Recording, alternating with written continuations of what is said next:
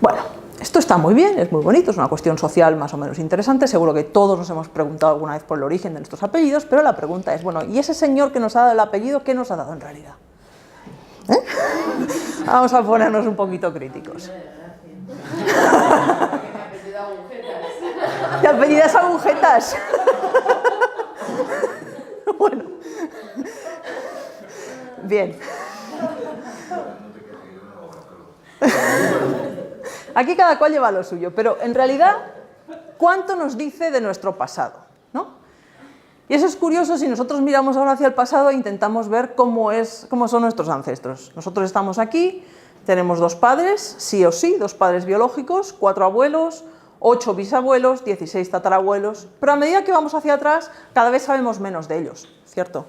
Si tenemos que decir algo sobre la generación de nuestros tatarabuelos, pues igual ni siquiera sabemos el nombre de ninguno de ellos. Sabemos muy poquito, ¿vale? Sabemos pues del que nos ha dado el apellido, pues si pusiéramos aquí esa línea de los que hemos heredado el apellido, pues ese es uno de entre muchísimos que han contribuido a lo que nosotros somos biológicamente, si queremos pensarlo así. Por cierto, y esto es una inserción que no estaba prevista, la ley española permite que nos pongamos tantos apellidos de antepasados como conozcamos, siempre y cuando se justifique que los usas en la vida diaria. Entonces, cuando oís por ahí todos estos señores y señoras que tienen 2 apellidos con un guioncito en medio, que parece que les da que les da algo que nosotros no tenemos, sabed que vosotros también podéis hacerlo. Bueno, ahí lo dejo. Correcto. Y hay una forma además específica para ir concatenando los apellidos según el orden de nuestros ancestros, que están numerados, están ordenadamente, y esos podríamos ir poniendo tantos como supiéramos. Bueno, normalmente uno se imagina así su ascendencia, ¿no? Dice, ¿cuántos ancestros tengo yo? Dice, mira, es que se multiplican por 2 cada vez que vamos al pasado, ¿no? Entonces, yo imagino que esto es más o menos el árbol genealógico que os imagináis, si lo habéis imaginado alguna vez, algo que se dobla cada vez que voy al pasado, ¿no? Y hay cada vez más gente y más gente y más gente, con lo cual esa sensación de pérdida de información o de conocimiento de nuestros antecesores sucede cada vez, más prominentemente. Vale. Pero esto tiene que tener un límite. Ahora os voy a contar por qué. El número de nuestros ancestros se duplica, ¿cierto?, con cada generación que nos remontamos en el pasado, ¿vale? Vamos a hacer las cuentas. 4 generaciones atrás ya eran 16. ¿Cómo iba la población mundial? Pues si voy hacia atrás, la población mundial decrece, y decrece muy ostensiblemente porque lo que decíamos, en los últimos 1000 años ha aumentado exponencialmente. Bueno, aquí no hay problema para escoger 16 de entre 1.600 millones, todavía hay variabilidad. Vamos a ir un poquito más atrás. Ya. ¿Qué ha pasado ahora? Bueno, pues en algún momento, hacia el año 1100, resulta que el número de ancestros que debería haber en nuestro árbol es más grande que la población mundial en aquel momento. ¿Vale? ¿Qué ha pasado? Que todos descendemos del Cid. Pelín reduccionista, pero por ahí va la cosa. Efectivamente, o sea, si yo tengo que tener más ancestros en mi árbol, fijaos, solo me he ido al año 1000, no estoy hablando del Paleolítico, estoy hablando del año 1000. La población mundial es de 310 millones y tengo tantos ancestros que simplemente yo hago una división y aquí veo que cada uno debería aparecer como 100 veces en mi árbol, suponiendo que mi genealogía se extendiera a toda la población mundial.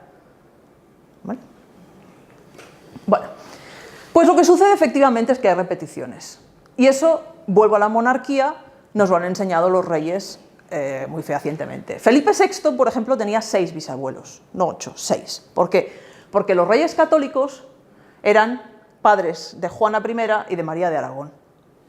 Ellas fueron sus abuelas eran hermanas, con lo cual ahí ya no tenemos un crecimiento multiplicado por 2 en cuanto empieza a haber parentescos en el árbol. ¿Vale? Esto uno podría pensar que, bueno, esto es cosa de esta gente que se casaban entre ellos continuamente, o bien podríamos pensar que debe ser un efecto general por justo lo que acabamos de decir, que en algún momento las 2 poblaciones se cruzan. Este Este es un árbol un poco más detallado de Felipe II y aquí se ven de nuevo, este es el caso de los bisabuelos, que como veis son 6, 2, 4 y 6. Los reyes católicos que aparecen 2 veces, tienen 2, digamos, los hijos son los que se señalan por medio de links, pero como veis me voy una generación más atrás y empiezo a ver de nuevo más y más y más repeticiones. En el caso de la monarquía, de nuevo, esto es muy habitual. Y luego esto es lo que pasa, que uno llega a Carlos II, resulta que tiene un grado de endogamia, hay una forma de medirlo esto, como la cantidad de estas repeticiones que se observan en los árboles, el grado de endogamia era superior a si hubiera sido hijo de un padre y una hija, o sea, podéis imaginar, el grado de endogamia es tremendo en el caso de Carlos II, eso disminuye muchísimo la variabilidad genética, en particular lo que les pasa a los genes es que empiezan a ser todos iguales y no hay variabilidad, y la variabilidad es salud en estos casos, y da lugar a muchísimos problemas. Esto, bueno, un artículo de 2009 en donde se veía que probablemente tenía unos cuantos problemas de deficiencia mental, esterilidad, acromegalia, etc. Sí. ¿Se puede calcular cuál sería la población mínima para que la especie humana no se extinguiese? Por culpa de esto. Pues yo creo que no, pero probablemente porque no sabes cuál es el daño real que te hacen las redundancias, la falta de diversidad genética. O sea, realmente la población hace 1000 años o hace 2000 años era muchísimo menor que la actual. Y eso venía de poblaciones que eran bastante pequeñas y ahí había habido muchos cuellos de botella. Y la población es relativamente sana, ¿no? No sé, Islandia, por ejemplo, es el ejemplo clásico, tienen toda la población controlada desde los fundadores y demás. Tienen algunas enfermedades que son de origen genético, que se llevaron ya, esa población fundadora se llevó con ella y son muy prevalentes en los descendientes, pero por lo demás es una población sana. Entonces, no sé, yo creo que hay muchísimos factores implicados, los vamos a ver luego un poquito, ¿vale? Una pregunta, ¿cómo Sí. se calcula el factor ese? Ese factor es entre 0 y 1, no lo especifico, pero esencialmente lo que hace es pesar todas las, a cada generación los parentescos que hay, es decir, padres comunes y dependiendo de lo lejos que están. Por ejemplo, si fueran tus padres sería un medio, si fueran tus abuelos sería un cuarto, si el parentesco fuera anterior sería un octavo, sumas todas esas contribuciones, ¿no? Y al final te da ese número. Pero uno que es el máximo de endogamia. Sí, porque está normalizada. ¿Vale? Es una forma de medirlo, digamos que debería estar en general, debería ser 0,00, pues todos tenemos casos, ¿no? De algún, no es que mi abuela era prima segunda de alguien, o sea, eso en casi todas las familias tenéis algún ejemplo, pero eso te da una contribución muy pequeña. Vale, entonces la pregunta es, en una población que se mezcla más o menos al azar, ¿cuál es la frecuencia? ¿Cuál es la probabilidad de tener ancestros repetidos? Bueno, ahora vamos a poner un caso de una población pequeñita, es una población de estos individuos que veis aquí, y me voy a fijar en la ascendencia de estos 2 individuos. Vamos a ir escogiendo al azar, en este caso, los progenitores, ¿vale? Los voy a ir marcando en azul y en rojo. Entonces, como esta población es pequeña, aunque yo lo escoja al azar, enseguida hay una cierta probabilidad de dar con un ancestro que es común a esas 2 personas. ¿Vale? Si sigo yendo hacia el pasado, lo que sucede es que una vez este ancestro está repetido, todos los que son antecesores de este señor van a pertenecer a los ancestros de las 2 personas que yo estoy comparando. Y cada vez que se vuelva a dar una tal repetición, ¿no? Aquí, por ejemplo, pues vuelve a suceder que todos los ancestros van a ser compartidos. ¿Cuál es el resultado de eso? Pues que independientemente de cuán grande sea mi población, los ancestros de 2 individuos coetáneos que vivan en esa población acaban siendo los mismos. Y no solo acaban siendo los mismos, sino que acaban saliendo el mismo número de veces repetidos en su genealogía. Esto es un ejemplo abstracto en donde estoy escogiendo al azar los antecesores.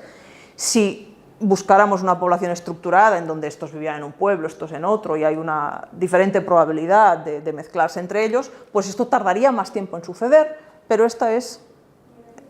eso llegaría, sí, eso llegaría. Sí, sí. O sea, la estadística, ese crecimiento exponencial de los antecesores, se lo come todo. Todas las diversidades que tú puedas tener por separación espacial, eso queda absolutamente anulado por el crecimiento exponencial de los ancestros. Y eso es lo que sucede, que el conjunto de antepasados acaba coincidiendo. Este es un ejemplo en poblaciones más grandes de ese mismo fenómeno. Yo voy yendo hacia atrás un cierto número de generaciones, aquí he hecho medias sobre muchas realizaciones de ese proceso anterior, de escoger a los ancestros, mirar cuántos se repiten y demás, y he calculado cuál es la semejanza entre los árboles, cuántos señores aparecen repetidos y cuántas veces aparecen repetidos. Y sucede que en algún momento empiezan a coincidir, aparece un primer antepasado común, y a partir de ese momento, si la población es constante en 14 generaciones, los árboles se convierten en árboles idénticos. Y eso es independiente del tamaño de la población. Pero esa población constante. A población constante, sí, a población constante. Cuando la población varía, hay que matizar. Vale. Aquí, cuando estamos cerca del 1, tenemos el mismo conjunto de antepasados y aparecen repetidos el mismo número de veces. ¿Vale? Y no es porque las poblaciones sean pequeñas. Entonces, este es un poco un resumen de las cosas que suceden. Si la población es constante, el 71% de la población ancestral, es decir, cuando esos dos árboles ya han convergido al mismo conjunto de ancestros, repetidos el mismo número de veces, ese 71% de esa población tiene descendientes en el presente y el resto no. O sí o no. Y si estoy en los árboles de todo el mundo y estoy representado el mismo número de veces. ¿Vale? O sea que cuando alguien venga, yo es que desciendo de Carlomagno, pues yo también. Eso zanja la cuestión. Vale. Este porcentaje, el porcentaje aumenta si la población crece. Si la población crece hacia el presente, ¿vale? Esto se encuentra antes, tengo que repetirlos más veces, escojo más individuos de las poblaciones anteriores, el porcentaje representado es mayor. Y al revés, si la población decrece y yo estoy construyendo mi árbol de ancestros hacia el pasado, tengo más de dónde escoger, y entonces el porcentaje de los que dan descendencia en el presente es menor. Pero fijaos, este es el número para una población constante. ¿Cuándo aparece el primer antepasado común? Pues un número de generaciones, que es este G1, que es el logaritmo en base 2 del tamaño de la población constante, esta n. Si yo pongo aquí el tamaño de la población, le hago el logaritmo en base 2 y eso me da la generación a la que aparece el primer antepasado común. El conjunto de antepasados es el mismo, un factor respecto de este primer antepasado, y aparecen en las mismas proporciones 14 generaciones después. Eso es lo que sucede. ¿Vale? Con una población que se está mezclando al azar, decimos que es una población pagmítica. Insisto, si tenemos segregación espacial o por pueblos o lo que sea, vamos a tener un retraso en esta convergencia, pero es bastante inapelable. ¿Qué más tenemos por aquí? Ahí. Y ahora una noticia de actualidad. No sé si escuchasteis que el gobierno español decidió en el 2013, creo que empezaron a mover la idea de dar la nacionalidad española a los judíos sefardíes que pudieran demostrar que habían sido expulsados, alguno de sus antecesores había sido expulsado de España cuando se expulsó a los judíos de España. ¿Vale? Con lo anterior que os he dicho, ¿cuántos? Todos. Bueno, hubo un artículo científico que se publicó al hilo de la promulgación de esta ley, una persona que conozco, que se basaba en los trabajos que habíamos hecho anteriormente, que demostraba que simplemente con el pequeño factor de mezcla en cuanto a matrimonios entre judíos sefardíes y otros grupos de judíos era suficiente como para tener que todos tuvieran al menos un antepasado común en aquel momento. Bueno, la ley se aprobó en junio del año pasado, junio de 2015, y han regularizado a 4.300, que son los que han podido demostrar que tenían un antepasado. Sin matemáticas. Sin matemáticas, correcto, con papeles. Esto era una curiosidad al hilo precisamente de este pool común de ancestros que compartimos. Dejadme que os ponga un ejemplo para aclarar un poco más cómo son estos números. Para una población ya un poquito más grande, un caso real, suponed que los habitantes de Colmenar Viejo nunca se han mezclado con nadie, por ejemplo. Una población de 46.000 habitantes, en enero de 2012, tenemos el primer antepasado común hace unas 15 generaciones, en el año 1550, el mismo conjunto de antepasados hacia el año 1200, y árboles idénticos en un 99% hacia el año 1150. Es decir, estos procesos llevan su tiempo, ¿no? Pero como veis no tenemos que ir a la edad de los dinosaurios para ver estos efectos. Cuando hablas de la población constante en el presente, ¿qué decir? Se asume que se va reduciendo. Lo que está asumiendo es que estas generaciones que estoy yo yendo hacia atrás, en cada generación había ese número de individuos, que es una aproximación. ¿Los 46.000 en el 1150? No, Eso no había. Solo habría que corregirlo, ¿eh? Desde luego, claro. Hombre, pero fíjate que el efecto de que la población mundial haya sido más pequeña lo que hace es acelerar el proceso de convergencia. Lo acelera, porque es más rápidamente voy a encontrar personas repetidas, porque el conjunto del que puedo escoger se reduce. Se reduce muchísimo. Todos partimos de los monos que salen de África, que serían un grupo... Se supone. Sí. Y de ahí crece todo, ¿no? Ha habido cuellos de botella fuertes en la colonización del planeta.